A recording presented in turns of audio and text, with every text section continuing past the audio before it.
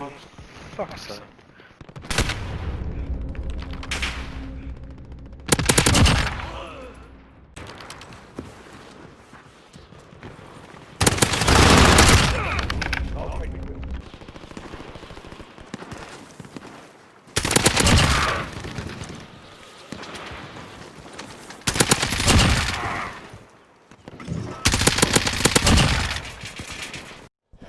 Hey guys, I'll get straight into it. I'm hoping to do a quick video just to help you guys get a bit better accuracy for the people that are struggling, I guess.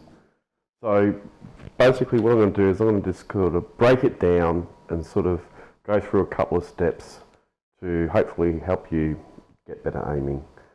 So I think the first thing we need to look at is your sensitivity and go through that. So basically you've got three different types of sensitivity. Okay, you've got your dead zone, your screen sensitivity, and then your gun sensitivities. So basically your screen zone sensitivity, so this is your screen and this is the sensitivity in your screen. So that's what that one does. Okay, so next we've got the low zoom and high zoom sensitivity. Okay, so this is when you're actually aiming down sight. So if you've got your AR, your submachine gun, you'll get the low sensitivity, low zoom sensitivity. And then you've got the high zoom sensitivity, which is when you're looking down a scope. So they're the two different sensitivities. So you can set your sensitivities for your scopes and for your iron sights. So you really want to get something that's comfortable for both, so you can run your sniper at a different sensitivity as your ARs, and you can sort of really mix and match and have a play around with it. Same with your submachine guns. If you run a submachine gun and an AR, you might want to look at changing sensitivities for each gun if you preferably use one or the other, because your submachine guns will actually move a lot quicker on the screen than what your ARs will. So from there, you want to look at your dead zone. So dead zone. So this is the middle of the joystick, so to speak. So having the lower will make it more sensitive in the middle of the joystick. Having it higher will make it softer in the middle of the joystick. I actually run mine quite high. I like it like that. I like to be able to make slight adjustments whilst shooting. So that's just me. If you're struggling a little bit, you want to maybe bang it up to, 20 or whatever. So just sort of find yourself a starting point and work from there to what you feel comfortable. I always find that it's sort of, if I bang this up and you down sight, my thumbstick's nearly halfway across, pushing halfway across on the joystick, and I'm getting no movement. And then it sort of kicks in. And I find it's a bit 8, but if you sort of want to have a muck around with it, maybe start from around 18, something like that, and then sort of move up and down accordingly to what you like. So that's how your dead zone works. I also run dynamic. I like dynamic. It's just got a real nice feel to it. You can also go standard, but same with the aim assist. I recommend standard over anything else. It gives you better target acquisition, which we'll talk about soon. So let's get into it. So first point of contact is mostly when you're map moving. Okay, so as you're moving around the map, you want to use that to help you center. And what centering is you want to get your target into the center of the screen, which is where your screen reticle is, that white crosshair.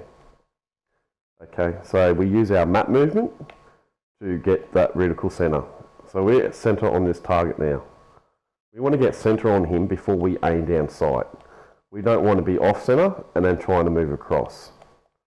So we want to get him center and then aim down sight. Now, how the target acquisition works is different to aim assist. Aim assist will slow down when you're near the target. The target acquisition will sort of actually lock on to that player. So if we want to lock onto that player, wherever he's gone, he's over here, we actually want to move left to right, and he will lock on quite easily. So you'll lock onto a player a lot better if you're moving left to right or forwards, backwards, any sort of movement. You'll actually lock onto a player better than what you will if you're standing still. So that's the key. Adjust your movement on the map to centre your targets, and make slight adjustments after you centre if you need to. It's best to do that when you're strafing. So you might centre off a little bit, move across like that to get yourself on point.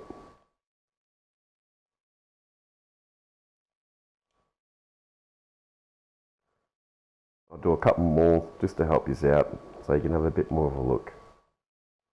I'll put the radar on, we've just got one bot just to make it easy. There he is. Get him centre, aim down sight, move left to right and then shoot.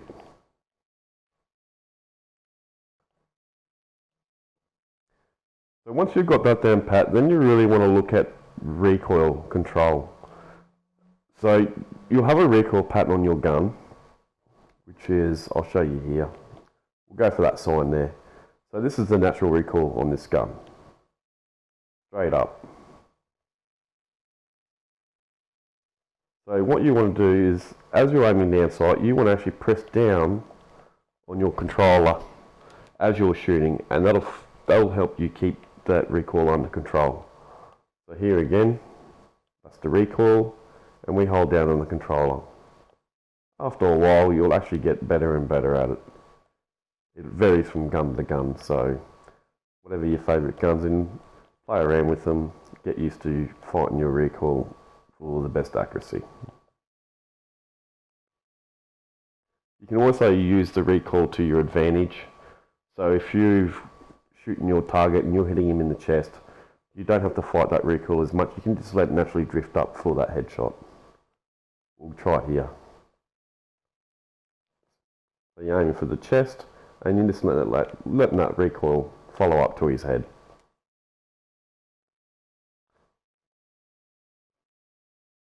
Once again, we'll aim for the chest and let that recoil hit the head.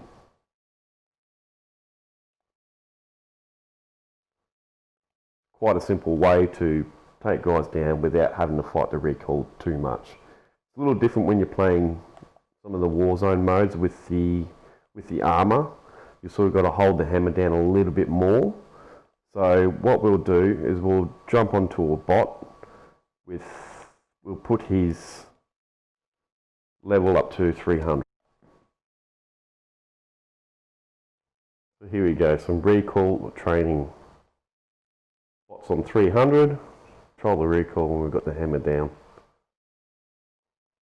And we got some distance here, so the bot should come through here and through here, maybe here or over there. So we'll have a look at our recoil over distance. There's one there.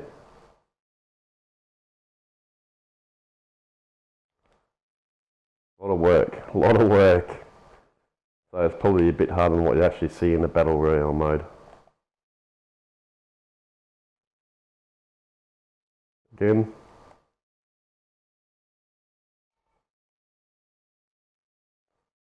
So there you go. That's how you control your recoil.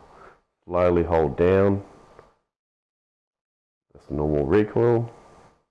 That's what it is when you hold down on the thumbstick. It's actually a lot easier to control your recoil when you're actually on the bot shooting them or a player. So let's control our recoil on this guy here.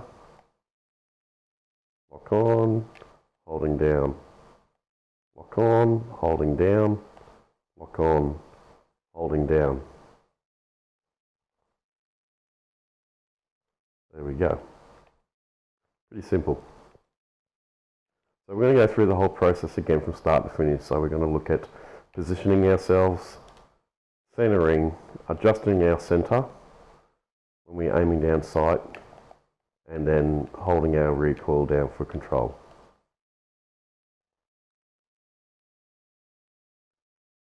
There's some targets down here.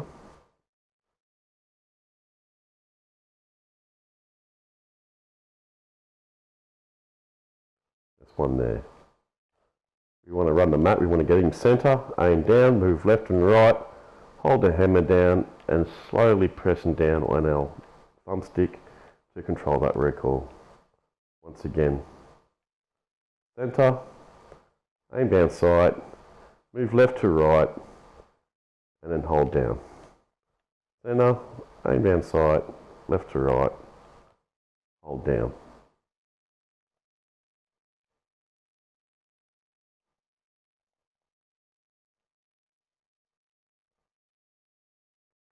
Once again with the sniper, you sort of, as you shoot, you flick it. So here we go.